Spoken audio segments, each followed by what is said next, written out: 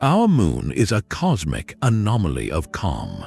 While it watches over a living world, most moons are not so serene. They are worlds of fire and ice, with oceans hidden in darkness and atmospheres thicker than our own. This is a journey to 35 strange moons that break every rule. You will see landscapes that defy imagination and discover why these oddballs are the key to our future in space. How did a moon become more volcanically active than any planet? Why does another one spew giant geysers into the void? We are leaving the familiar behind. What do you think a moon is truly capable of? Our journey begins with a world painted in fire. Orbiting Jupiter is a moon named Io, and it is a place where the very ground is alive. Forget the quiet gray plains of our own moon. Io's surface is a chaotic canvas of violent yellows, burnt oranges, and deep reds, a palette created by one thing: endless volcanic fury. This is the most volcanically active body in the entire solar system, more than any planet. Hundreds of active volcanoes constantly rip its surface apart, spewing fountains of molten silicate rock and rivers of glowing sulfur that flow for miles. Entire landscapes are erased and rewritten in a matter of years, making Io a world in a state of permanent traumatic rebirth. So what could possibly power such an unending inferno? The answer is not internal fire, but external pull. Io is caught in a relentless gravitational tug of war. Jupiter's immense gravity squeezes and stretches the moon, but it is not alone. The rhythmic pulls from its neighboring giant moons, Europa and Ganymede, add to the strain. This constant rhythmic flexing, called tidal heating, cooks Io's interior like dough in a cosmic oven. The friction generates so much heat that its rocky mantle melts, fueling the global network of volcanoes that define its existence. These eruptions do more than paint the ground. They create a thin, poisonous atmosphere of sulfur dioxide, and some volcanoes are so powerful they blast plumes of gas and dust hundreds of miles into space, visible against the black void. Io stands as a stark warning and a wonder, a moon that broke the ultimate rule, trading cold silence for a perpetual, beautiful hell. Yet even as Io burns, a world of profound cold holds a secret just as powerful. Europa is Jupiter's second rule breaker, a smooth white marble etched with a web of rusty cracks. This moon is a study in contradictions, a frozen shell hiding an ocean of liquid water twice the volume of all the seas on Earth.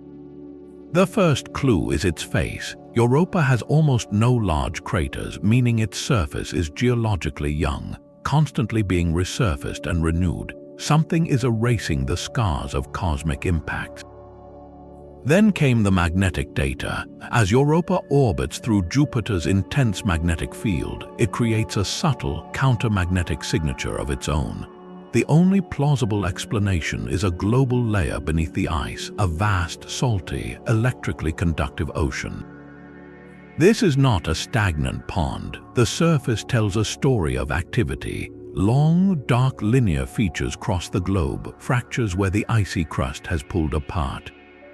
More striking are the chaos regions, areas where the ice has broken into giant, jumbled puzzle pieces, frozen in place like a snapshot of a tectonic upheaval. This suggests that Europa's ice shell may be thin in places, with warmer material from the ocean below welling up to melt and fracture it from beneath. This brings us to the most thrilling possibility.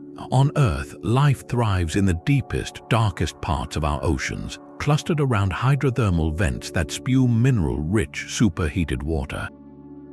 Europa's rocky seafloor, warmed by the same tidal forces that torment Io, could host identical systems. Chemical nutrients from the rock, mixed with the energy from the vents and the protective blanket of a global ocean, create what scientists call a habitable environment.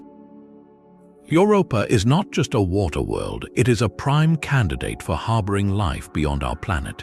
This is why missions like NASA Europa Clipper are being built to fly by this enigmatic moon, taste its thin atmosphere and map the thickness of its icy shell, searching for the plumes that might occasionally vent that hidden ocean into space. But the rule-breaking does not end with fire and hidden seas. Jupiter has saved its grandest oddball for last. Ganymede is not merely another moon, it is a world that defies classification entirely. This is the king of moons, the largest satellite in our solar system. It is so massive that it dwarfs the planet Mercury and would be considered a planet itself if it orbited the Sun directly. Its most profound secret, however, is invisible. Ganymede is the only moon known to generate its own magnetic field, a protective bubble similar to Earth. This is a feature of planets, not moons. The source is a churning, convecting core of molten iron deep within, a dynamo of liquid metal that creates a force field reaching out into space, carving its own little pocket within the overpowering magnetic grip of Jupiter. Looking at its surface reveals a world with a split personality. Vast, dark, ancient regions are heavily cratered, a record of billions of years of cosmic bombardment. But these are interrupted by swaths of much lighter, grooved terrain covering about 2/3 of the globe. These bright areas are younger, formed by intense tectonic activity that stretched and fractured the icy crust, creating immense ridges and troughs that can run for thousands of miles. This geological youth points to a dynamic interior, and here lies Ganymede's final, staggering rule break. Beneath that cracked and grooved ice shell, evidence strongly suggests a colossal ocean. But this is no ordinary sea. Scientists believe it is a massive subsurface ocean trapped between layers of ice, a vast, salty layer of liquid water sandwiched in darkness. The volume is almost incomprehensible. This single moon likely holds more water than all the oceans on Earth combined. So we have a celestial monarch, a moon with the heart of a planet, the face of two worlds, and a hidden ocean that holds a liquid library larger than our own. While its siblings rage with fire and hide global seas, the fourth giant moon of Jupiter offers only silence. Callisto is a world frozen in time, a stark and battered counterpoint to the dynamism of Io, Europa, and Ganymede.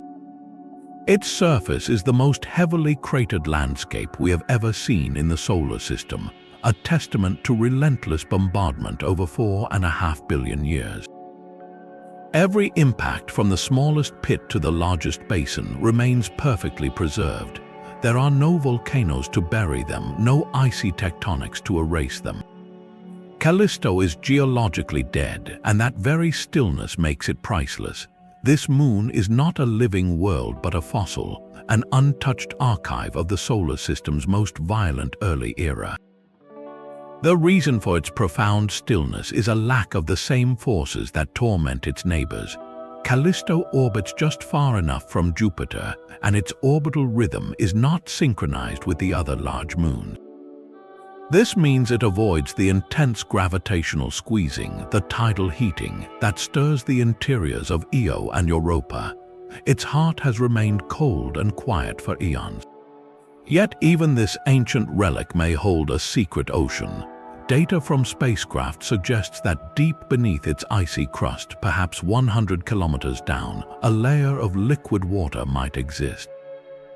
This would not be like Europa's ocean, relatively close to a dynamic surface. Callisto's ocean, if it exists, is buried under immense pressure, locked away in perpetual darkness and cold, isolated from the geological energy that might nurture life. The moon's most striking feature tells a story of catastrophic violence. Valhalla is a multi-ring impact basin, a gigantic bullseye stretching over 3,000 kilometers across. Imagine an asteroid so colossal that when it struck, it did not just dig a crater. The impact sent titanic shockwaves racing through Callisto's icy shell, creating a series of concentric rings like ripples in a pond frozen in place for eternity. Valhalla is a monument to an impact that nearly shattered a world, and its pristine preservation is our clearest window into the forces that shaped the infancy of our cosmic neighborhood. Callisto teaches us that sometimes the greatest truth is found not in activity but in perfect, undisturbed silence. But Jupiter's grand quartet is not the whole story. Deep within the ferocious radiation belts that would fry any spacecraft in minutes, a stranger orbits. This is Amalthea, a small, misshapen world that looks more like a cosmic potato than a moon. It is a world of borrowed color and fragile construction. Its most striking feature is a deep brick red hue, a shade that paints its entire surface. This color is not its own. Scientists believe it is a coat of dust, a gift or perhaps a curse from its volcanic neighbor Io. The constant eruptions on Io blast sulfur compounds high into space. Some of this material, caught in Jupiter's immense gravity, eventually settles onto the surface of little Amalthea, staining it that distinctive, rusty red. It is a moon wearing the ashes of another world's fire. Even stranger is what lies beneath that colorful dust. Amalthea has an incredibly low density. It is not a solid, rocky body. Instead, it is almost certainly what astronomers call a rubble pile, a loose collection of boulders, ice, and dust held together by its own weak gravity. Imagine a giant celestial snowball, but made of rock and void, with more empty space than solid material. This fragile structure suggests it is a primordial remnant, a piece of the original building blocks of the solar system that was never able to coalesce into a proper, solid world. Its delicate nature also plays a final, subtle role in the Jovian system. As Amalthea orbits, tiny particles are constantly knocked loose from its surface by micrometeorite impacts. This steady stream of dust gets swept up into orbit around Jupiter itself, contributing to the planet's faint, outermost rings known as the gossamer rings. So this small, red, porous moon, enduring a bath of lethal radiation, is both a collector of stellar pollution and a silent supplier, a fragile link in the chain of material that endlessly circles the king of planets. Far from Jupiter's brilliant glare and its family of giant moons, a different kind of follower circles in the cold dark. This is Himalaya, the king of the outsiders. It is not a world born alongside Jupiter, but a captured wanderer, an asteroid that strayed too close and was imprisoned by gravity's grasp. As Jupiter's largest irregular moon, Himalaya is a fossil from the solar system's construction yard, orbiting so far out that Jupiter would appear only as a bright star in its sky. Its path is a declaration of rebellion. It moves in a retrograde orbit, opposite to the direction Jupiter spins and opposite to the motion of the inner, well-behaved moons. This backward journey is the hallmark of a capture, a celestial hitchhiker grabbed from the passing traffic of space. Its surface is as dark as charcoal, reflecting almost no light, a classic trait of the carbon-rich asteroids that drift in the outer asteroid belt. But Himalaya is not alone in its chaotic dance. It is the namesake and likely the largest fragment of an entire family, the Himalaya group, a cluster of small moons sharing similar, tilted, retrograde orbits. This clustering is the key to a grander story. Astronomers suspect these moons are not individual captives, but the shattered pieces of a single, larger asteroid, perhaps 100 kilometers across, that was torn apart by Jupiter's tidal forces during capture or shattered in a later collision. Studying their orbits and compositions is like assembling a planetary puzzle. These dark fragments are time capsules, holding pristine material from the era when the giant planets themselves were migrating, their gravitational chaos scattering billions of objects across the solar system. Himalaya and its kin are not majestic worlds, but they are priceless clues, silent witnesses to the solar system's most violent rearrangement, forever circling as a broken monument to that ancient turmoil. Elara is another piece of that ancient, shattered puzzle. This dark, irregular moon is a sibling to Himalaya, sharing its vast, retrograde orbit far from Jupiter's brilliant disk. While smaller, it is still a substantial world, roughly 80 kilometers across, a mountain of primordial rock and ice drifting in the perpetual twilight of deep space. Elara's existence highlights a staggering truth. Jupiter is not just a planet with a few large moons. It is the center of a miniature solar system, surrounded by a vast, chaotic swarm of captured objects. Astronomers have now identified over 90 of these irregular moons, and there are likely hundreds more, each a dark, silent sentinel on a wildly tilted and distant path. Studying these objects is one of astronomy's greatest challenges. They are incredibly faint, mere pinpricks of light even to our most powerful telescopes, and their great distance makes determining their composition or surface features nearly impossible. We know them primarily as moving points of light, their orbits telling their life story. That story is one of immense gravitational power. The very existence of this scattered swarm is a permanent record of Jupiter's past. Billions of years ago, as the giant planet settled into its orbit, its immense gravity acted like a cosmic fishing net, snatching countless asteroids and icy bodies that wandered too close from the outer reaches of the young solar system. Each captured moon, from Himalaya down to the tiniest fragment, is a trophy from that era of chaotic migration and violent capture.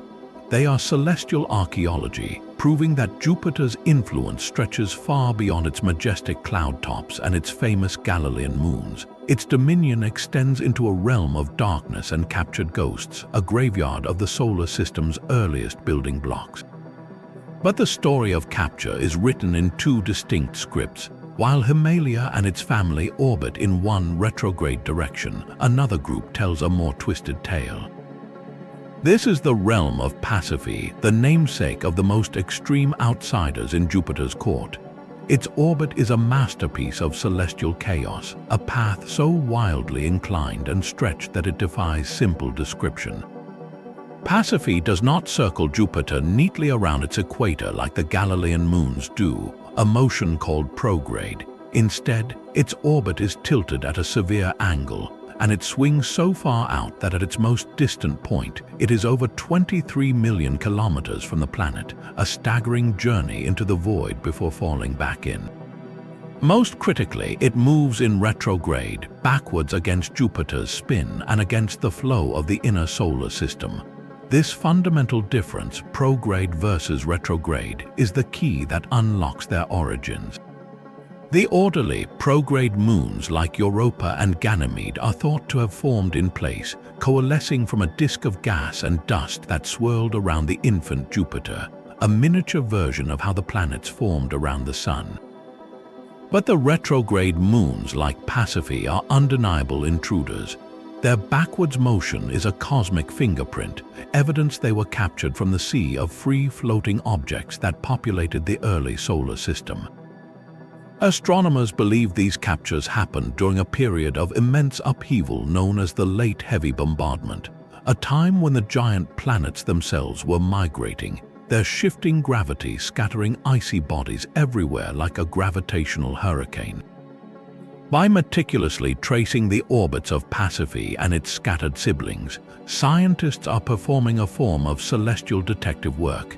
Each moon's path is a clue, a frozen record of the velocities, angles, and forces at play billions of years ago.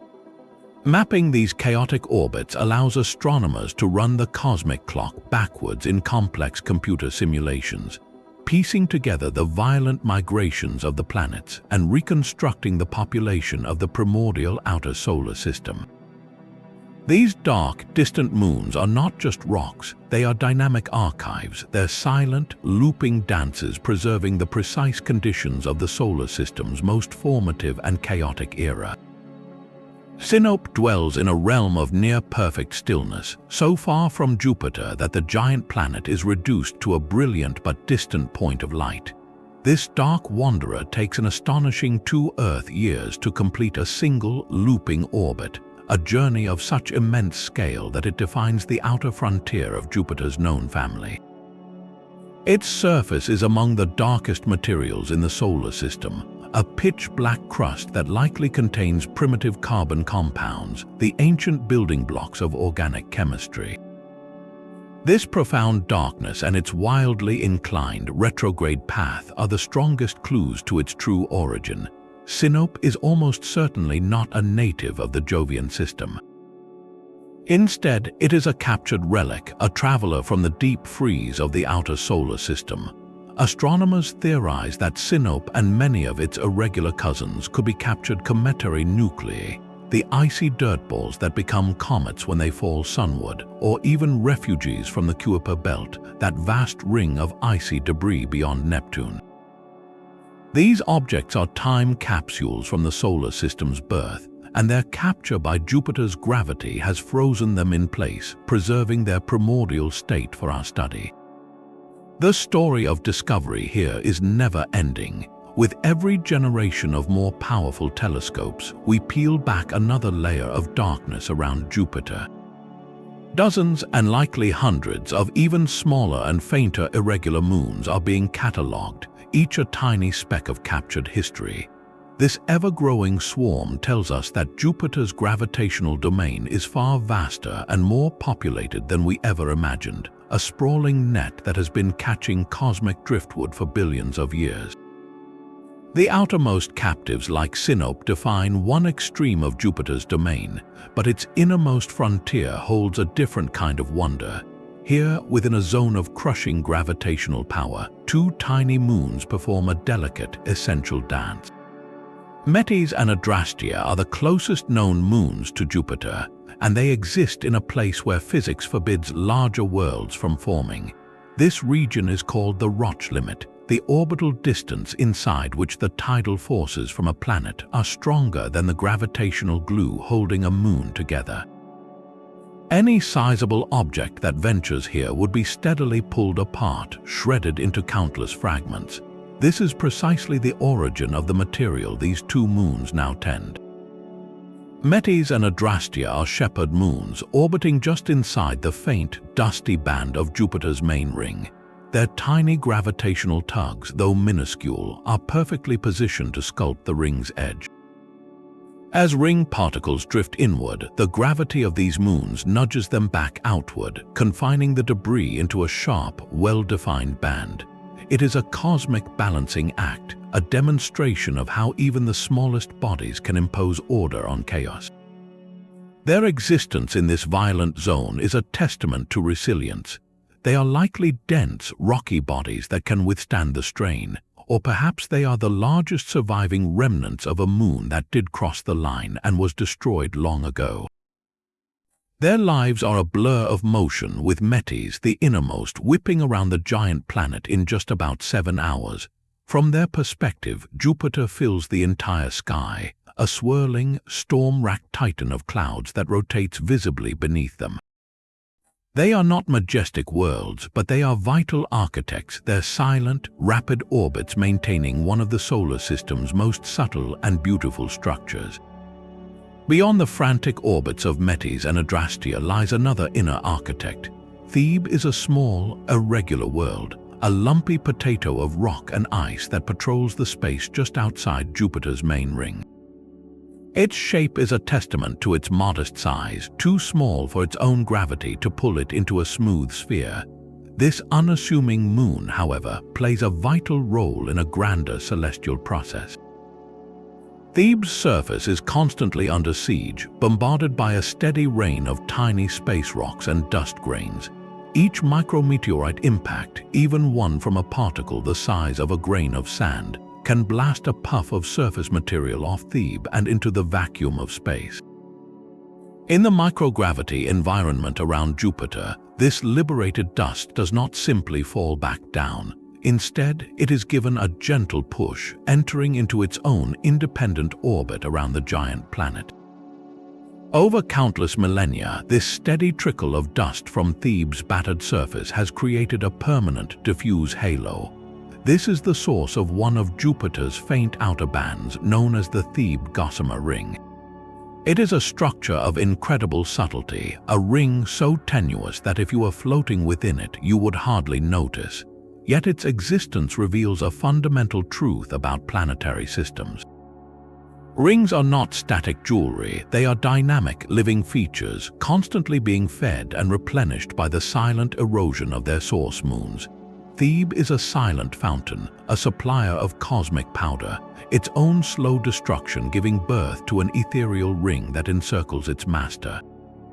This relationship shows us that even the smallest, most battered worlds can have a profound and beautiful influence on the architecture of their neighborhood.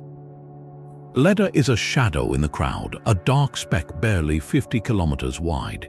It circles Jupiter in that same distant retrograde clan as Himalaya and Elara, another member of the captured family. This small moon is a perfect example of a profound pattern. Jupiter is not just a planet, it is a cosmic collector, its gravity a net that has ensnared an entire population of ancient wanderers.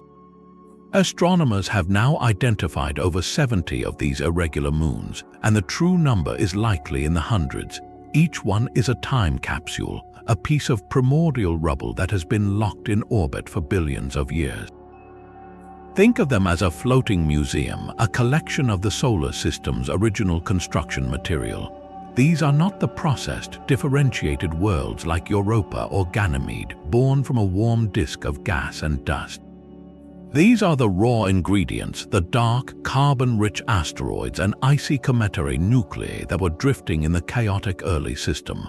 When Jupiter formed and began its grand migration, its immense gravity swept through this sea of debris, capturing countless objects into these strange, tilted orbits.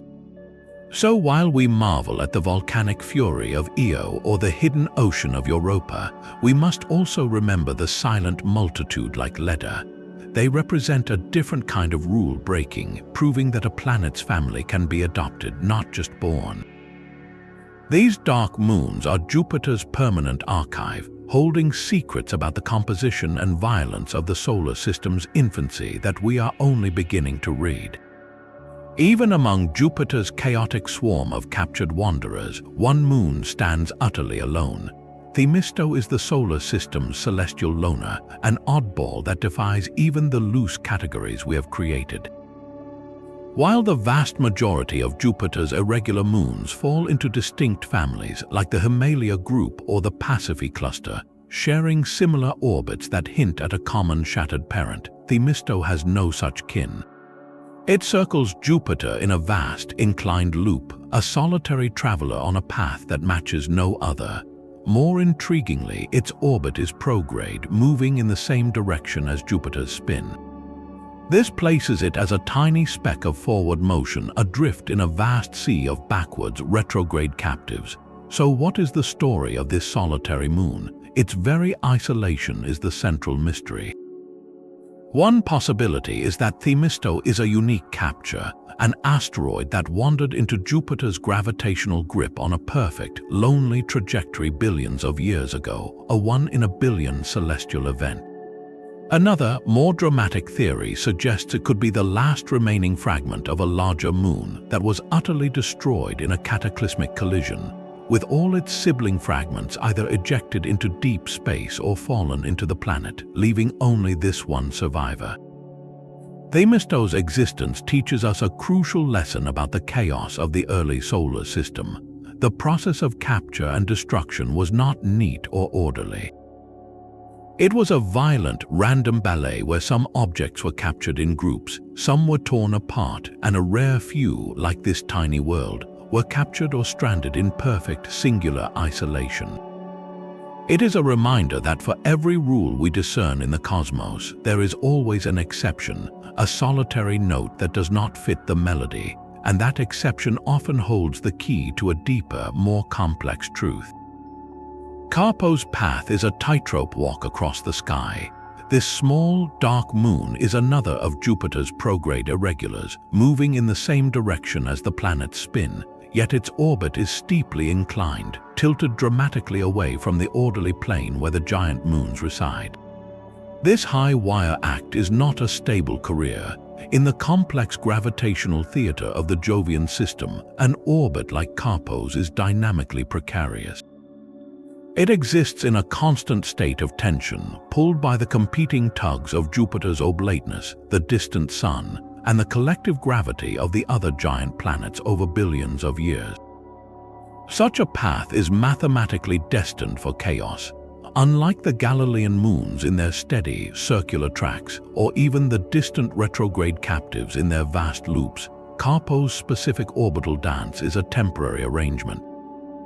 Over astronomical timescales measured in tens or hundreds of millions of years, the subtle perturbations will add up. The orbit will gradually warp, becoming more eccentric, more unpredictable. The most likely fate for a moon in Carpo's position is a grim dichotomy. It will either spiral inward, drawn ever closer until it is torn apart by tidal forces and plunges into Jupiter's cloud tops, or it will receive a gravitational slingshot, a kick so powerful it is ejected entirely from the Jovian system, cast adrift into interstellar space as a rogue moon. This gives Carpo and its kin a profound, if haunting, significance. We are not looking at a permanent feature of the solar system.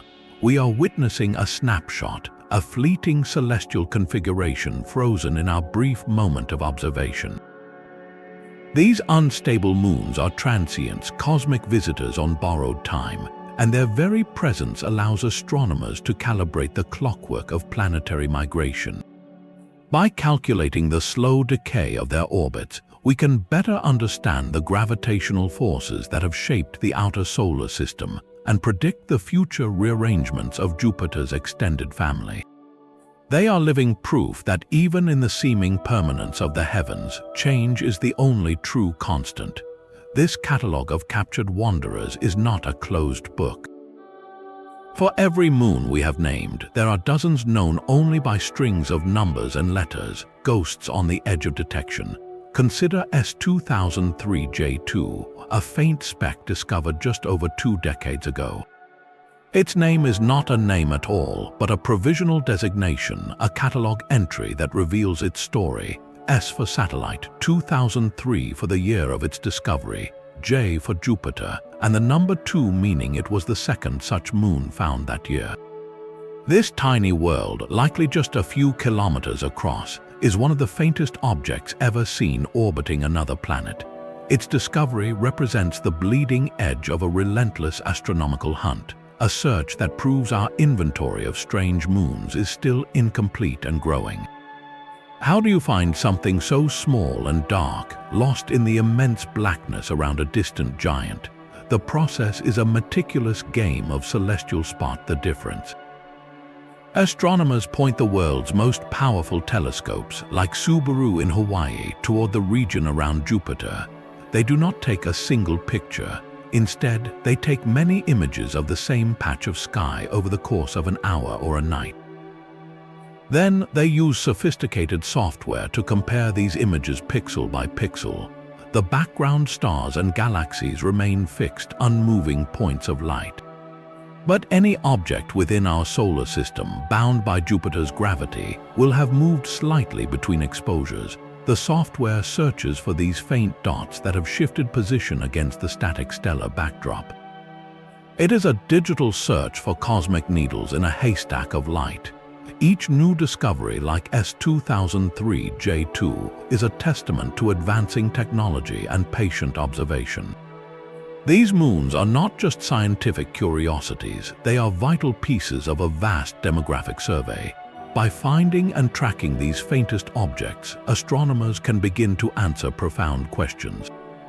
How many captured moons are out there? What are the sizes of the smallest members? Do their orbital groupings tell us about even larger parent bodies that were completely destroyed? Every new point of light adds a data point, helping to map the full population of Jupiter's gravitational net, and this frontier extends far beyond Jupiter. Similar surveys around Saturn, Uranus, and Neptune are revealing their own hidden swarms of captured moonlets. Each discovery pushes the boundary of what we thought possible, reminding us that the giant planets are not just worlds, but the centers of vast, dynamic, and still mysterious families. While Jupiter's moons are wonders of fire, ice, and capture, the prize for the most Earth-like landscape lies over 1 billion kilometers further from the Sun, in the silent embrace of Saturn. Here, a single moon stands apart from every other world we have ever seen. Titan is a place of profound and familiar strangeness, the only moon in our solar system wrapped in a thick, substantial atmosphere. Its sky is not black but a perpetual, hazy orange, a global smog of organic compounds that hid its surface from our gaze for centuries. For generations of astronomers, Titan was just a fuzzy orange ball, a mystery wrapped in a cloud. That all changed with the arrival of a robotic emissary from Earth. The Cassini spacecraft and its piggybacking Huygens probe performed one of the greatest acts of exploration in history. As Cassini orbited Saturn, it used radar to pierce the haze, and in 2005, it released the Huygens probe on a one-way trip to the unknown. Huygens parachuted through that alien orange sky for 2.5 hours, taking measurements and pictures all the way down, until it finally came to rest on a damp, pebble-strewn plain. The images it sent back were hauntingly familiar, yet utterly alien. They showed rounded stones smoothed by fluid erosion, set against a backdrop of drainage channels and a dark, distant shoreline. The probe had landed not on a dry, rocky world, but on a floodplain, and the fluid that carved those channels and smoothed those stones was not water. On Titan, with surface temperatures plunging to -180 degrees Celsius, water is frozen harder than granite. Instead, the role of water is played by liquid methane and ethane. These hydrocarbons, which are gases on Earth, exist as liquids on Titan's frigid surface. Cassini's radar maps later revealed the full, stunning truth. Titan has a full hydrological cycle, but one based on methane. There are clouds of methane in its nitrogen atmosphere. Those clouds produce methane rain, which falls and carves river valleys and canyons. The runoff collects into vast lakes and seas of liquid methane and ethane, primarily clustered around the moon's polar regions. The largest of these, Kraken Mare, is bigger than Lake Superior. This makes Titan the only other world in our solar system with stable bodies of liquid on its surface. But the true magic of Titan is not just in its landscapes, it is in its chemistry. That pervasive orange haze is a soup of complex organic molecules formed when sunlight breaks apart the methane high in the atmosphere. These molecules, which include compounds like benzene and hydrogen cyanide, slowly drift down like snow, coating the surface in a layer of organic sludge. In the methane lakes, these molecules may interact and combine in ways we are only beginning to understand. Scientists see Titan as a massive, frozen prebiotic laboratory. It is a world rich in the carbon-based chemistry that is the foundation of all life on Earth, but operating in deep freeze and with methane as its solvent instead of water. By studying Titan, we are not necessarily looking for life as we know it, but we are witnessing the complex organic dance that, under different, warmer conditions, could have been a precursor to life on our own planet. It is a glimpse into a possible alternate pathway for chemistry, a window into our own distant past played out on a world of icy rivers and hydrocarbon seas. While Titan's chemistry simmers in a deep freeze, another of Saturn's moons offers a far more dynamic and accessible secret. Enceladus is a brilliant white jewel, a world so reflective it bounces back almost all the sunlight that hits it, making it one of the shiniest objects in the solar system. At first glance, it seems too small for drama, a mere 500 kilometers across, a frozen snowball. But a closer look reveals a surface of shocking youth. Vast plains of smooth, uncratered ice stretch across its face, regions where geological processes have erased the scars of impacts within the last 100 million years, a blink in cosmic time. This was the first clue that Enceladus was not a dead ball of ice. The southern hemisphere held the explosive answer. Here, the smooth plains are torn by a series of deep, parallel cracks, dubbed the tiger stripes. These fractures glow with warmth against the surrounding 100-degree below zero ice, and from these wounds in the moon's crust, Enceladus screams its secret to the void.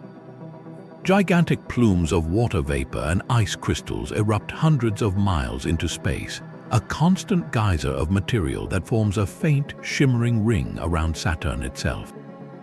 The Cassini spacecraft did not just observe this spectacle from a distance, it performed a daring act of celestial tasting. On multiple passes, Cassini flew directly through these towering plumes, its instruments sampling their composition as it sped by. The data was revolutionary. The plumes were not just pure water ice. They contained sodium chloride, common table salt, and tiny particles of silica, the main ingredient in sand and quartz. Most thrillingly, they held a cocktail of simple organic molecules, the carbon-based building blocks associated with life. The presence of salt and the specific size of the silica grains were the smoking gun. They pointed to a specific and profound process. These materials could only have formed in liquid water that was in direct, prolonged contact with a rocky seafloor at high temperatures, likely around 90 degrees Celsius. This meant Enceladus was not hiding a stagnant, frozen ocean. It possessed a global, salty subsurface sea, warmed by tidal flexing from Saturn's gravity, with its liquid water physically interacting with a hot, rocky core at the bottom. On Earth, in the absolute darkness of our ocean abyss, ecosystems thrive not on sunlight, but on chemical energy from hydrothermal vents. Enceladus has recreated that exact recipe on a moon-wide scale, a hidden ocean with the right chemistry, the right energy, and the right ingredients, all spraying its contents into space for us to sample. This makes Enceladus not just a curious icy moon, but arguably the most accessible and promising place beyond Earth to search for life, a world that has literally put its potential into our hands. Saturn holds another moon that seems to defy the very logic of light and dark. Iapetus is a cosmic yin-yang symbol, a world split perfectly in half. Its leading hemisphere, the face that plows forward as it orbits, is coated in a material as dark as fresh asphalt. The trailing hemisphere, by contrast, is a blinding expanse of brilliant white ice, as reflective as fallen snow. This stark divide creates one of the most visually shocking landscapes in the solar system. For centuries, astronomers could only see Iapetus when its bright side was facing Earth, making it mysteriously appear and disappear from their telescopes. The leading theory for this two-tone mystery involves an act of celestial theft and a powerful feedback loop. The dark material is likely not native to Iapetus. It is probably dust, a steady rain of fine particles being shed by Saturn's distant, dark outer moon, Phoebe. As Iapetus orbits, its leading hemisphere plows directly into this faint, drifting cloud of cosmic soot. But the story does not end with a simple coating. This is where thermal processes take over and amplify the contrast to an extreme. The dark material absorbs sunlight and grows warmer. This warmth causes any underlying water ice on that dark side to slowly sublimate, turning directly from solid to vapor. The water vapor then migrates across the surface, eventually re-freezing onto the colder, brighter areas, particularly the poles and the trailing hemisphere. This process continuously cleans the bright areas and further darkens the dark ones, a runaway thermal effect that has painted Iapetus in perfect opposition. Yet this moon has an even more bizarre feature, one that makes it look utterly unique. Stretching exactly along its equator is a monstrous ridge, a continuous chain of mountains that soars up to 20 kilometers high and runs over 1,300 kilometers long. From a distance, it gives Iapetus the distinct appearance of a cosmic walnut. How does a mountain range form with such perfect global symmetry? One dramatic theory suggests Iapetus once had its own glorious ring system, perhaps from a giant impact. Over time, this ring of debris could have collapsed directly onto the moon's equator, piling up into this impossible ridge. Other ideas point to internal processes, a rapid spin early in its history that caused the moon to bulge at the equator, with that bulge later freezing into place. Regardless of its origin, the equatorial ridge of Iapetus stands as one of the solar system's most precise and puzzling geological monuments. a perfect seam stitched onto a world of absolute contrast. If Iapetus is a world of precise contrast, its neighbor Hyperion is a monument to pure chaos. This moon looks less like a celestial body and more like a giant, rotten sponge careening through space. Its shape is profoundly irregular, a lumpy, potato-like mass scarred by countless deep, angular pits. The surface is a porous, honeycombed nightmare, giving it the highest crater density of any known moon, a record of relentless bombardment on a surface too weak to heal. But the true strangeness lies in what we cannot see. Hyperion has an astonishingly low density, meaning it is not a solid sphere of rock and ice. Instead, it is mostly empty space, a fragile rubble pile of icy boulders and dust loosely held together by its own feeble gravity. Imagine a colossal snowball formed in zero gravity, a collection of fragments with more void than substance. This delicate construction leads to its most bizarre behavior. Hyperion does not spin like a normal moon, it tumbles. Its rotation is completely chaotic and unpredictable, changing erratically as it orbits Saturn. One moment its north pole faces the planet, the next it is spinning sideways, all due to its irregular shape and the constant gravitational nudges from its massive neighbor Titan. This endless, drunken tumble means there is no consistent day or night on Hyperion. The sun rises and sets at random points in its cratered sky. Those deep pits are likely the key to its spongy appearance. They are not just impact craters. Scientists believe Hyperion is rich in volatile ices like frozen methane or carbon dioxide. When sunlight hits the dark material at the bottom of a pit, it heats up, causing these ices to sublimate directly into gas, which escapes and leaves behind ever-deepening caverns. This process slowly excavates the moon from within, turning it into a fragile, cosmic foam. Hyperion is a world without order, a testament to the fragile and chaotic outcomes possible when gravity assembles the leftovers of solar system formation.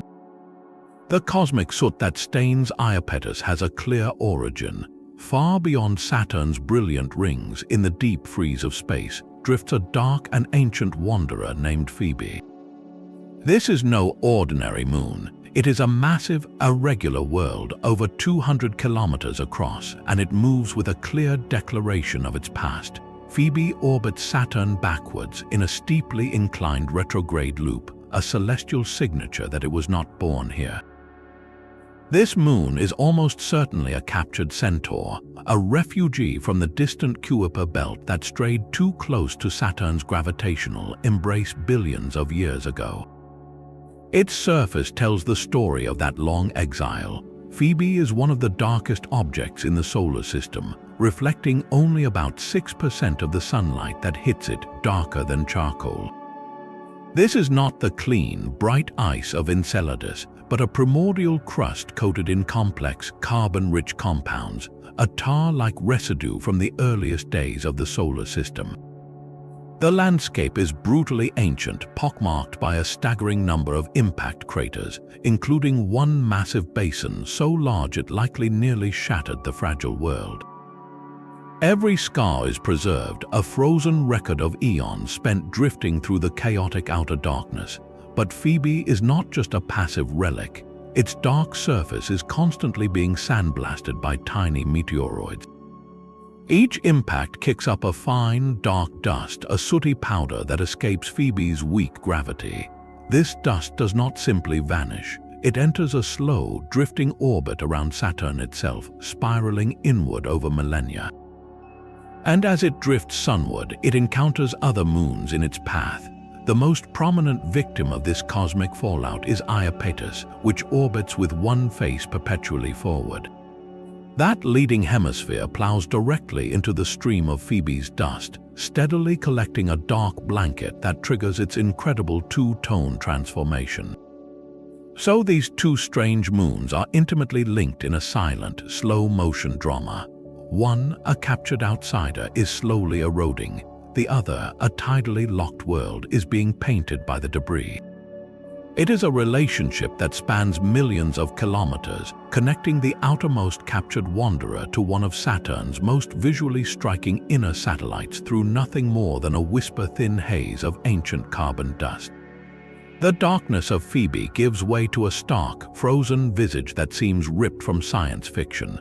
Mimas is famously known as the Death Star moon, and a single glance reveals why.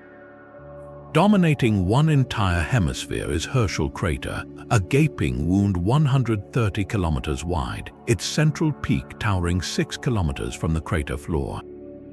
The impact that carved this feature was so violent it came within a hair's breadth of shattering Mimas completely. The fractures from that cataclysm are visible on the exact opposite side of the moon, a permanent testament to a shockwave that raced through the entire world and nearly tore it apart. This is a moon defined by that single, ancient moment of trauma. Unlike its active sibling Enceladus, Mimas appears geologically dead. Its surface is a frozen archive of countless other, smaller impacts, a heavily cratered landscape with no signs of resurfacing, erosion, or internal heat. It looks exactly like what we once thought all moons should be, a cold, silent, and battered rock. Yet recent whispers from the Cassini spacecraft suggest there might be more to this story. Precise measurements of Mimas's wobble as it orbits Saturn have revealed a curious hint. The data suggests the moon's core might not be a perfect sphere centered within its icy shell. It could be elongated or perhaps offset, a lopsided heart frozen in place. This subtle clue points to a more complex internal history than its cratered face lets on. One possibility is that Mimas formed from the debris of a colossal early collision, its material never fully settling into a neat, layered structure. Another is that the titanic Herschel impact itself scrambled the moon's interior, leaving a permanent internal scar. So while Mimas presents the perfect mask of a simple, dead world, its hidden architecture tells a different tale, one of a violent past that shaped it to its very core. But even a world as stark as Mimas is not the strangest of Saturn's icy sentinels. Tethys is a serene, frozen globe of almost pure water ice, a brilliant white sphere that seems at first glance to be a model of quiet simplicity. Its surface is dominated by one colossal feature, the Odysseus Impact Basin, a crater 400 kilometers across, nearly 2/5 of the moon's entire diameter. The impact that created Odysseus was so immense it should have shattered Tethys completely. Yet the moon survived, and the basin's floor has relaxed and flattened over eons, a vast, smooth plain frozen in time, a monument to a trauma that nearly ended it. But the true story of Tethys is written in a wound far greater than any crater. Slashing across its face is Ithaca Chasma, a canyon system of staggering scale. This is not a simple valley. It is a gargantuan rift 100 kilometers wide and up to 5 kilometers deep that runs for over 1,000 kilometers, approximately 3/4 of the way around the entire moon. Imagine a crack so vast it could stretch from New York City to Chicago, a scar that tells of global upheaval. The leading theory for its formation is a story of planetary cooling. In its youth, Tethys likely had a warmer, more liquid interior. As that interior slowly cooled and solidified over billions of years, the water ice expanded.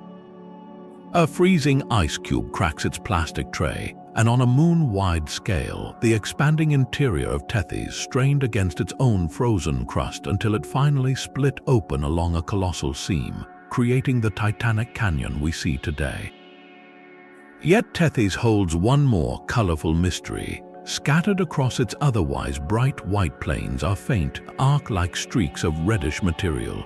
These are not impact stains or dark dust. Their composition is unknown, but their curved patterns suggest they may be deposits from cryovolcanic plumes, faint geysers that once spewed a reddish, mineral-rich slurry onto the surface before the moon's interior froze solid. So this quiet, icy globe is a layered archive. It bears the scar of a shattering impact, the global tear of its own cooling heart, and the faint, painted whispers of a more active past. Tethys proves that even the most placid-looking moons are worlds with deep, violent, and colorful histories. Dione presents a face of serene, ancient ice, but its tranquility is an illusion. This moon of Saturn is a world of hidden fractures and ghostly whispers etched across its surface. Its most famous features are the wispy terrains, bright, intricate patterns that lace its trailing hemisphere like delicate, braided frost on a windowpane. For years after their discovery, scientists believed these bright streaks were deposits from icy volcanoes, a frost of fresh material sprayed onto an older, darker crust.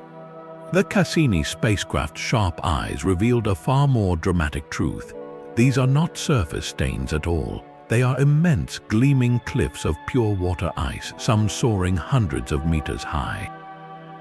They are the exposed faces of gigantic tectonic fractures, created as Dione's crust was pulled apart in its distant past. The bright material is the pristine interior ice of the moon, revealed when the crust cracked open, while the darker plains are older, radiation-processed ice that coats the lower-lying terrain. This tells us Dione was once a world alive with geological stress, its frozen shell cracking under immense forces from within. But what could have powered such activity in a moon now so quiet? The answer may lie deep beneath its icy carapace. Precise measurements of Dione's gravity and its subtle wobble suggest a tantalizing possibility. Like its more famous sibling Enceladus, Dione may harbor a global subsurface ocean, a layer of liquid water sandwiched between its rocky core and its outer ice shell. This hidden sea, warmed by the same tidal flexing that drives Saturn's other moons, could have provided the pressure and thermal energy to fracture the surface and create those magnificent icy cliffs. Dione is a world of past vigor, its frozen face preserving the scars of a time when its hidden heart was warm and dynamic. Its gravitational story does not end with its own orbit. Dione shares its path around Saturn with two tiny companions, performing a perfect celestial dance. At the point 60 degrees ahead and behind Dione in its orbit, known as Lagrange points, the gravitational pulls of Saturn and Dione create pockets of stability. Here, the tiny moons Helene and Polydeuces are trapped, forever leading and trailing their larger sibling in an endless, synchronized ballet. These Trojan moons, as they are called, are likely fragments of a larger body that broke apart or were captured into this stable configuration eons ago. Their existence is a masterclass in orbital mechanics, a demonstration of how gravity can choreograph a perfect, stable dance between worlds of vastly different size, a silent trio circling the ringed giant together.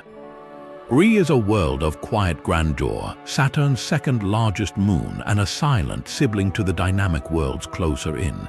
Its surface is a testament to immense age, a landscape so densely cratered it appears almost saturated, a record of impact stretching back to the dawn of the solar system.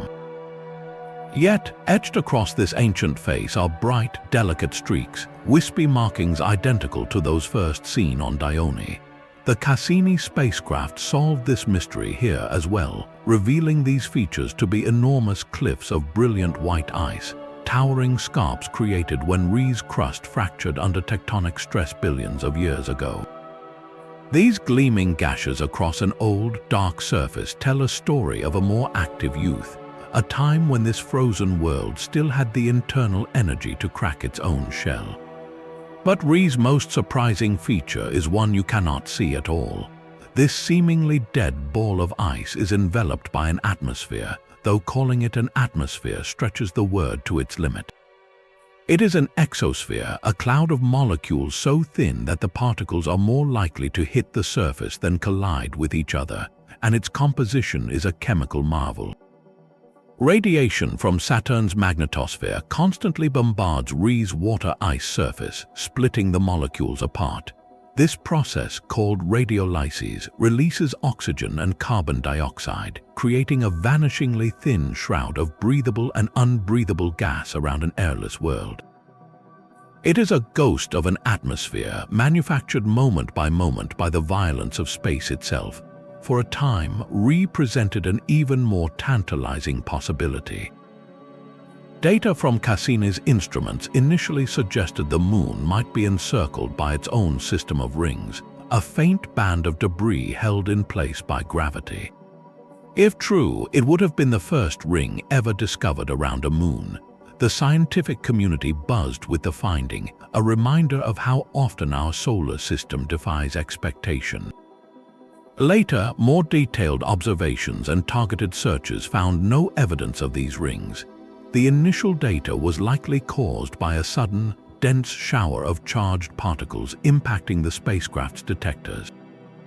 This story of a ring system found and then lost is not a failure of science, but its very essence. It showcases the rigorous process of hypothesis and verification, where bold claims are met with deeper investigation, sharpening our understanding. Remains a world of profound quiet, its ancient craters, icy cliffs, and phantom atmosphere telling a layered story of bombardment, fracture, and the subtle, ongoing chemistry driven by the harsh light of a distant sun. Yet even these ancient, cratered worlds cannot prepare you for Saturn's strangest sculptors. Within the brilliant plane of the rings themselves, orbiting in pristine gaps, are moons that look nothing like moons at all. Pan and Atlas are often called the flying saucer moons, or perhaps more appetizingly, the ravioli moons. Their shape is the first rule they shatter. These are not spheres or even lumpy potatoes. They are flattened with a dramatic, smooth equatorial ridge that encircles their middles, making them look like someone pressed a walnut between two thumbs. This bizarre form is not an accident of birth, but a product of their extraordinary address. Pan and Atlas do not orbit above or below Saturn's rings, they live within them. They are embedded in the ring, the outermost of the planet's bright main rings, and as they travel, they perform a delicate, constant act of cosmic gardening. Their gravity, though tiny, is perfectly positioned. They are shepherd moons. As they glide through their orbits, their gravitational pull sweeps the ring particles around them, clearing out a precise, empty path. For Pan, this path is the Inca Gap, a 325-kilometer-wide lane of emptiness within the ring's dense traffic. Atlas, meanwhile, patrols the very outer edge of the ring, its gravity helping to sculpt that boundary into a sharp, defined edge against the blackness of space. But their most stunning feature, that smooth equatorial ridge, is a gift from the very material they shepherd. The rings are not solid, but a blizzard of countless ice particles from dust grains to boulders. As Pan and Atlas orbit, they do not just push this material aside, they also collect it. The fine ring dust settles onto their surfaces, but it does not coat them evenly. Because they orbit within the ring plane itself, the material accretes most easily right along their equators, slowly, over millions of years, building up that distinctive ridge of bright, fresh ice. These moons are literally wearing their environment, growing their own belts from the stolen jewelry of Saturn. They are both sculptors and sculptures, their impossible shapes a permanent record of the silent, gravitational ballet they perform every single day. These cosmic sculptors are not alone in their delicate work. Two more moons, Prometheus and Pandora, perform a far more chaotic and beautiful dance. They are the shepherds of Saturn's strangest ring, the F ring, a narrow, braided band of ice that seems to defy the laws of physics. The moons themselves are unremarkable lumps, elongated potatoes of ice and rock, but their gravitational influence is anything but simple. Prometheus orbits just inside the F ring, while Pandora travels just outside it. Their gravitational tugs, though slight, are perfectly timed to act like celestial sheepdogs, nudging the trillions of tiny ice particles that make up the ring, confining them into a sharp, narrow band. But this is no orderly corral. The dance of these two shepherds is slightly out of sync. Their orbits are not perfectly circular, and they do not maintain a constant distance from each other or from the ring. Every few orbits, Prometheus dips closest to the F ring. Its gravity reaches out and drags a stream of material from the ring's inner edge, pulling it into a long, luminous tendril. As Prometheus moves away, that stretched material snaps back, but it has been forever altered. Then Pandora's gravity from the other side tugs on the outer edge, creating its own distortions. The result is a ring that looks braided, kinked, and constantly changing. Imagine two children on either side of a skipping rope, each giving it an occasional, unpredictable twitch.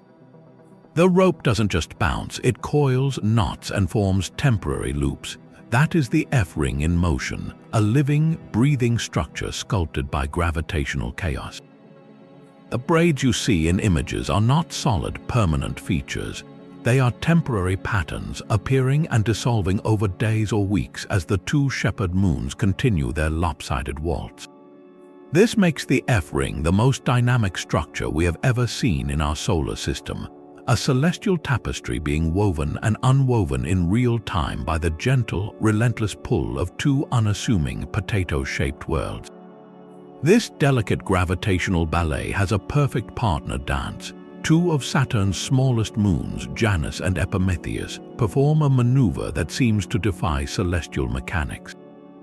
They are co-orbital moons, meaning they travel around Saturn on nearly identical paths, separated by only about 50 kilometers, a mere hair's breadth in orbital terms.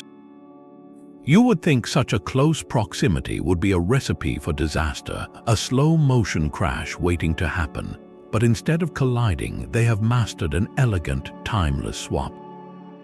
Every 4 Earth years, as the inner, slightly faster moon catches up to the outer one, something remarkable occurs. They do not crash, they do not even pass each other. Instead, their mutual gravity engages in a gentle but decisive transaction. As they approach, the inner moon is tugged forward and upward, while the outer moon is pulled backward and downward. They effectively exchange a tiny amount of momentum. In that moment, their roles reverse. The moon that was on the inner, faster track moves to the outer, slower track. The moon that was on the outer track moves to the inner one. They have swapped orbits entirely, like two dancers in a cosmic du-si-du, gracefully changing places before drifting apart again for another 4-year cycle. This orbital swap is a masterclass in stability. The slight difference in their orbits, about 50 kilometers, is just enough for their gravitational interaction to be precisely choreographed. If they were any closer, the interaction would be violently chaotic. Any farther apart, and they would simply ignore each other. They exist in a perfect gravitational sweet spot, a resonant configuration that turns a potential catastrophe into a perpetual, stable dance. It is a stunning demonstration that even in the vast, seemingly empty theater of space, no world is truly alone. Their fates are intertwined by invisible forces, a silent pact written in gravity that ensures neither will ever fall. Miranda looks like a moon that has been dropped and hastily glued back together by a child. Orbiting the tipped-over ice giant Uranus, this small world presents the single most chaotic surface in our entire solar system. It is a jumbled patchwork of terrains that seem to have nothing to do with each other. Vast, rolling plains of ancient, cratered ice suddenly slam against sheer 20-kilometer-high cliffs. Those cliffs then border bizarre, trapezoidal regions of parallel ridges and deep, winding valleys, features so unique they earned their own name, coronae. The most famous of these is Verona Rupes, a cliff face so staggering it is the tallest known cliff in the solar system, where a fall would last for minutes. But the coronae are the true centerpieces of this chaos. One, named Arden Corona, looks like a giant, layered chevron stamped into the ice. Another, Inverness Corona, resembles a colossal racetrack, a series of concentric oval ridges. These are not impact basins or volcanic flows. They look like pieces of a completely different world, sutured clumsily onto Miranda's face. The leading theory to explain this insane geology is a story of cosmic destruction and imperfect rebirth. Scientists believe that early in the solar system's history, Miranda was struck by a planetesimal so massive it completely shattered the moon. The fragments, large and small, did not drift away. Instead, they remained within their mutual gravitational influence, a cloud of frozen wreckage. Over time, this debris began to coalesce again, falling back together under gravity's pull. But this reassembly was not neat or orderly. Different chunks with different compositions and internal structures came together haphazardly. Dense, rocky material from the core might have ended up next to lighter icy crust fragments. The coronae could be the scars of this violent aggregation, the surfaces of massive, individual blocks that collided and merged at low speed, their edges remaining forever visible as these ridged and grooved boundaries. Miranda is a frozen snapshot of a world that died and was reborn wrong, a permanent monument to the most violent kind of celestial accident. Ariel is the youngest face in Uranus's family. Of its 5 major moons, Ariel shows the clearest signs of a dramatic and recent geological past. Its surface is a stark mix of 2 distinct landscapes, vast, rolling plains of relatively smooth, uncratered ice, and a breathtaking network of enormous, globe-spanning canyons. These canyons are not simple cracks. Some are hundreds of kilometers long and over 10 kilometers deep, making them far deeper relative to the moon's size than Earth's Grand Canyon. Their floors are often smooth, suggesting they were once flooded by a viscous fluid that later froze solid. This points to Ariel's secret history. It was once a world of icy volcanism. The fluid that flooded those canyon floors and resurfaced the smooth plains was likely not molten rock, but a warm, slushy mixture of water and ammonia, a cryovolcanic slurry that oozed across the landscape before freezing into the features we see today. This presents a profound mystery. Ariel orbits in the deep freeze of the outer solar system, over 2.8 billion kilometers from the sun's warmth. What could have possibly generated enough internal heat to melt ice and drive such widespread geological activity on a world this small and distant? The leading suspect is the same force that torments Io and warms Europa: tidal heating. But Uranus is not a gravitational giant like Jupiter. The key may lie in the past. Billions of years ago, the orbits of Uranus's moons were likely different. Ariel may have once been locked in an orbital resonance with its larger sibling Miranda.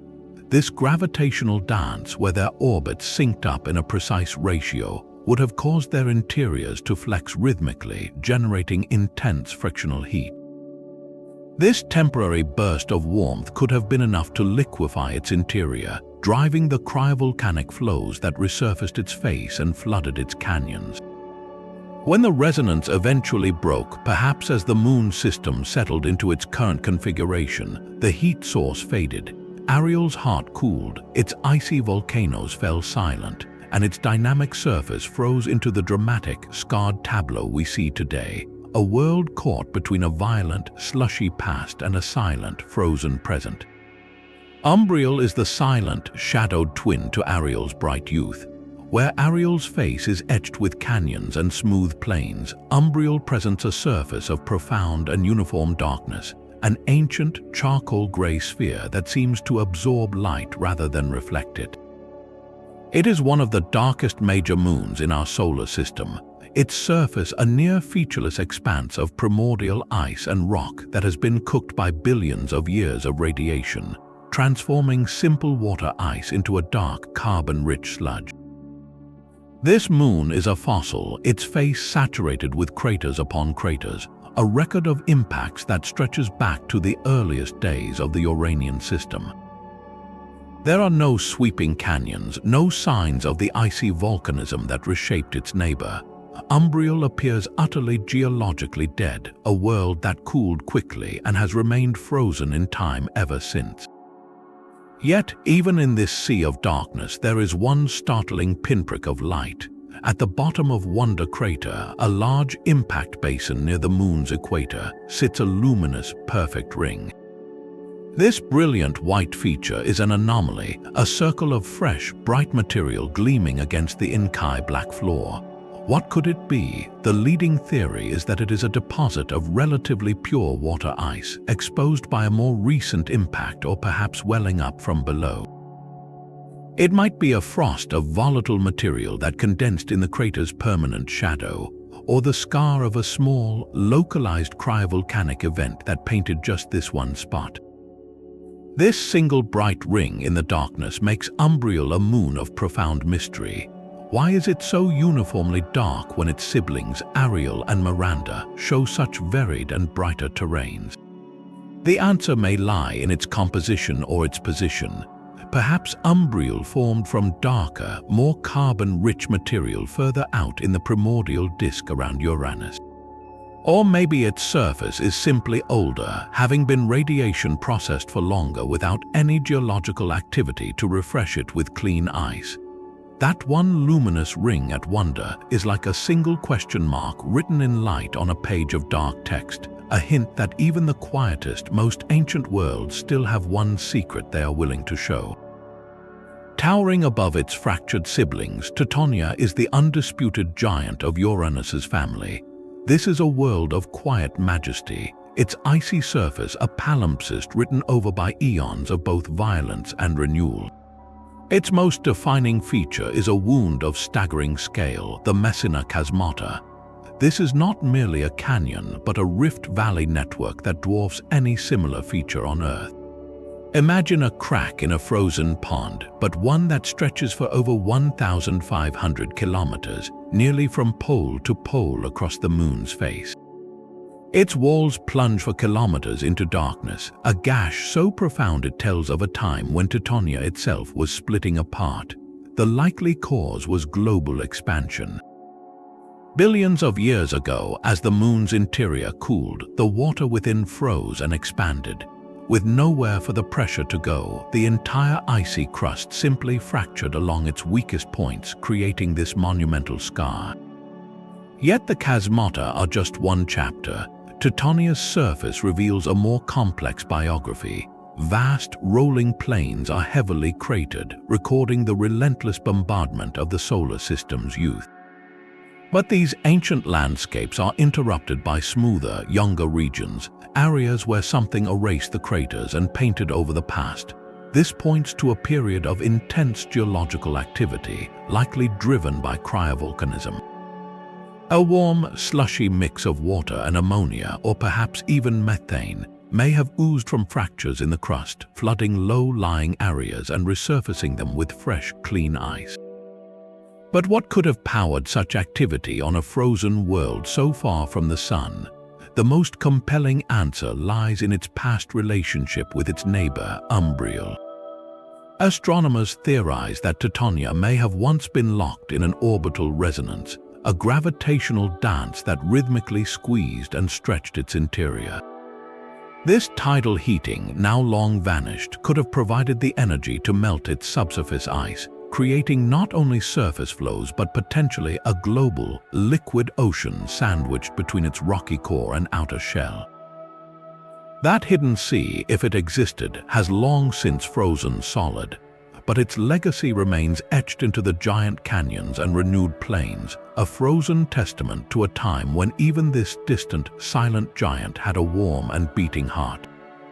Oberon is the final sentinel, the outermost guardian of Uranus's major moons. Its face is a testament to profound age and deep cold, a landscape frozen so solid that time itself seems to have stopped. This world is dominated by impact, its surface a densely cratered archive of the solar system's most violent era. Among these countless scars, one stands supreme, the Hamlet Basin.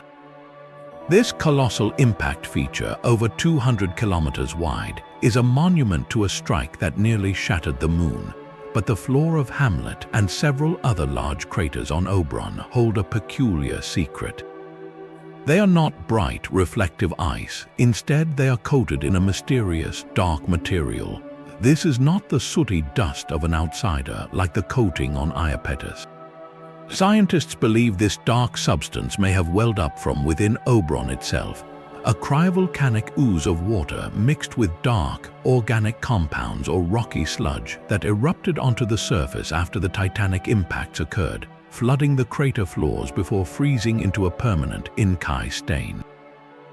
It is a whisper of a more active, warmer past, now utterly silenced by the deep freeze of space.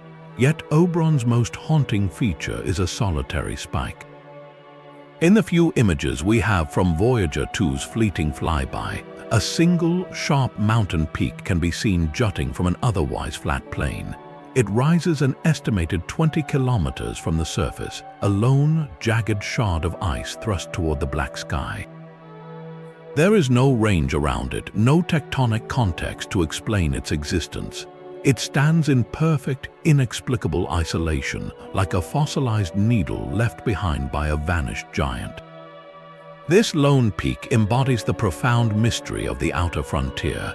Oberon is a world of shadows and silence, where ancient impacts have written the only history, and the few clues to internal drama, like the dark crater floors and that solitary mountain, only deepen the quiet. It is the last major world before the void, a frozen book whose pages are cratered, stained, and waiting forever for a reader. But the strangest giant of all does not circle a planet tipped on its side. It orbits the deep blue mystery of Neptune, and it moves in absolute defiance. Triton is a world that should not be here. It is a captured king, a refugee from the distant Kuiper belt that strayed too close to Neptune's gravity and was imprisoned forever. Its orbit tells the story in a single, stunning fact: it circles backwards.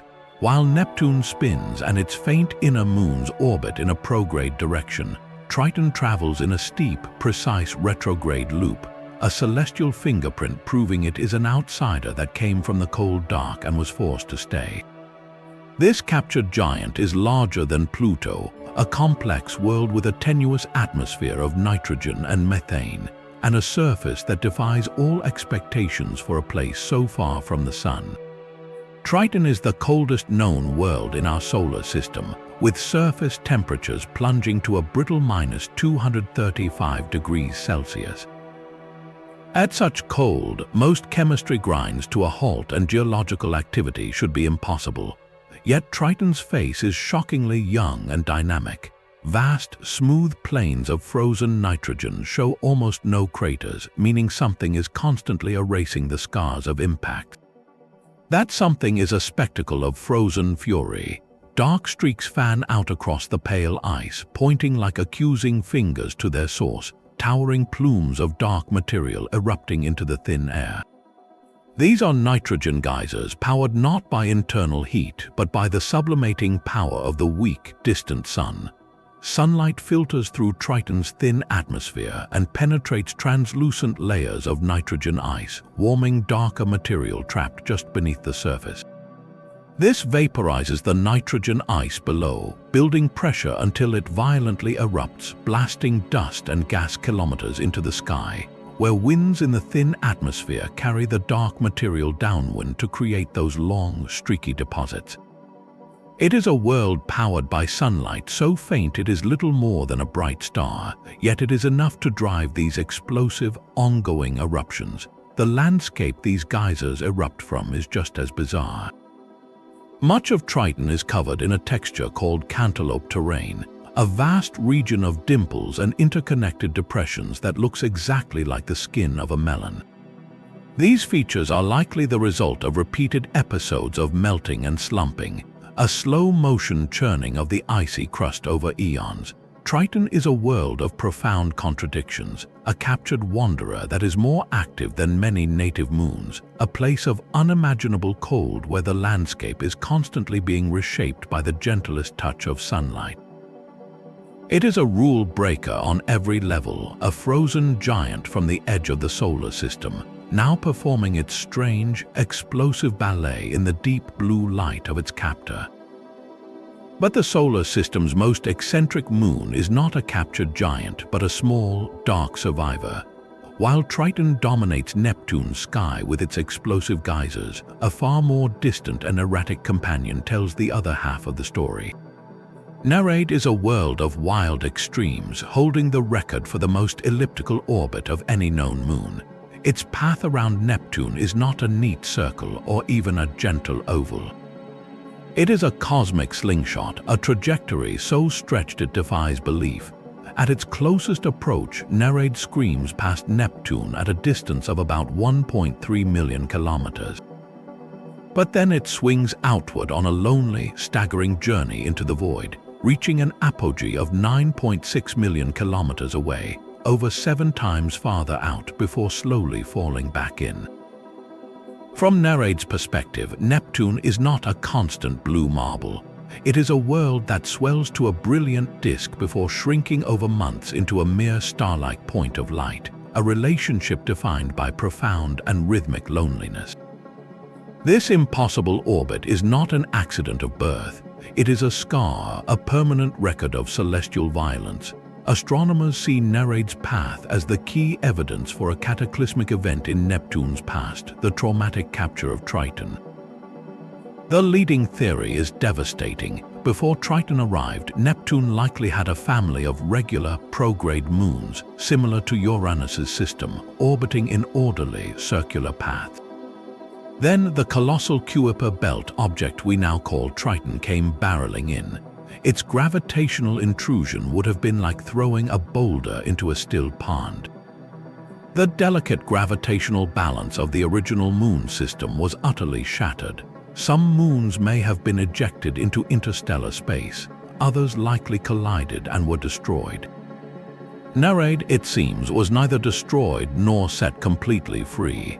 Instead, it was caught in the gravitational wake of the catastrophe. Triton's passing gave it a tremendous gravitational kick, a slingshot that stretched its once circular orbit into the impossibly elongated path we see today. In this light, Nereid is not just a moon, it is a witness. Its wild, looping dance is the frozen aftermath of the day Triton conquered the Neptunian system. Every 16 Earth days, as it makes another of its lopsided circuits, it retraces the steps of that ancient, system-shattering event, a silent testament to the chaos that reigns when giants collide. But Neptune's hidden family holds one more massive secret, a world so dark and so close that it escaped every telescope on Earth. This is Proteus, Neptune's second-largest moon, a colossal, misshapen lump of primordial ice and rock that orbits deep within the planet's brilliant glare. If you could stand on its surface, you would be standing in near total darkness, for Proteus reflects only about 6% of sunlight, making it darker than a lump of coal. Its irregular shape is a testament to its size and composition, a jagged sphere over 400 kilometers across, yet not quite massive enough for its own gravity to pull it into a smooth ball. It is a world built just below the threshold of roundness, a giant frozen boulder. That very darkness and its proximity to Neptune are precisely why it remained hidden until 1989. While the distant, erratic Nereid was spotted from Earth in 1949, the far larger Proteus was invisible, lost in the overwhelming light of its parent planet. It took the intrepid Voyager 2 spacecraft, diving into the Neptunian system on humanity's only grand tour, to finally reveal this hidden giant. The images it sent back showed a world brutally scarred by time. Proteus is one of the most heavily cratered objects we have ever seen, its entire surface a pockmarked record of relentless bombardment. No geological activity has smoothed these wounds, no icy volcanism has repaved its plains.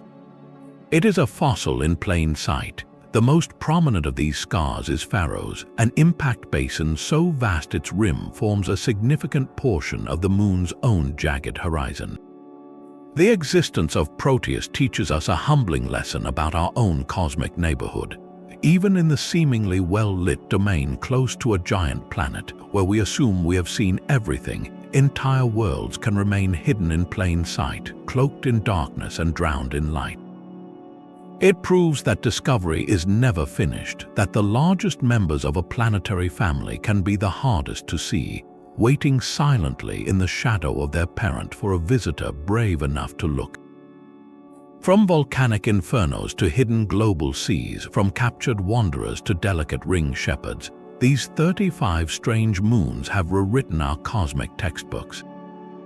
They are not anomalies or mistakes, but brilliant teachers, each one proving that the universe is far more creative, more dynamic, and more surprising than any rule we could write. The old idea of a moon as a dead, silent rock is gone, shattered by the reality of geysers in the void, atmospheres thicker than our own, and oceans locked in darkness. This incredible diversity is not the exception. It is the new standard, revealing that the conditions for chemistry, geology, and perhaps even biology are not rare gifts, but common possibilities across the cosmos. This is why our robotic explorers are now being built for these specific worlds. Missions are in development to orbit Europa and taste its plumes, to sail the methane lakes of Titan with a robotic boat, and to return to the icy jets of Enceladus. We are no longer just looking at points of light. We are planning expeditions to these alien landscapes because they hold the answers to our deepest questions. Where did we come from? Are we alone? The search for life has moved from planets to moons, from sunlit surfaces to the hidden, watery depths warmed by tidal forces. So the next time you look up at our own familiar moon, see it with new eyes. It is a peaceful neighbor, but it is just one quiet voice in a cosmic chorus of screaming volcanoes, erupting ice, and whispering oceans. Each strange moon is a chapter in a story we are only beginning to read. Which of these rule breakers captured your imagination the most? Was it the fiery hell of Io, the hidden ocean of Europa, or the hydrocarbon seas of Titan? Share your thoughts below, and if you want to join more journeys to the edges of understanding, be sure to subscribe. The universe is stranger than we dreamed, and the adventure has just begun.